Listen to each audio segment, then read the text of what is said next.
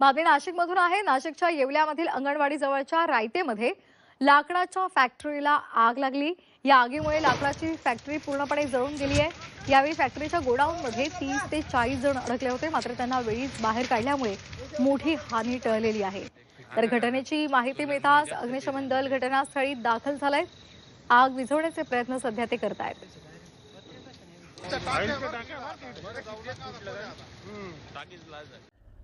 आज पहाटेच्या सुमारास येवला तालुक्यातील अंगणगाव येथील रविदीप इंडस्ट्रीला भीषण आग लागली असून आणि ही आग आपण पाहू शकतो किती भीषण आहे। संपूर्णतः या आगीच्या झोक्यामध्ये पूर्ण इंडस्ट्री जळून खाक झालेली आहे। आतमध्ये लाकडं आहेत आणि काही मजूर फसल्याची माहिती होती आणि त्यात 30 ते 40 मजूर बाहेर पळाले। वेळीच त्यांनी प्रसंगावधान राखून त्यांचा जीव वाचला आहे आणि आता स्फोटाचे आवाज देखील या ठिकाणी येत आहे। दरम्यान आता अग्निशमन दल घटनास्थळी पाचारण आहे, मात्र एक अग्निशमन दल ही आग विझू शकत नाहीये। शेजारचा निफाड, लासलगाव, मनमाड इथून देखील अग्निशमन दल पाचारण केले, मात्र अद्यापही या ठिकाणी अग्निशमन दल पोहोचल्यामुळे आपण आगीचा विळखा पाहू शकतो किती भीषण ही आग आहे।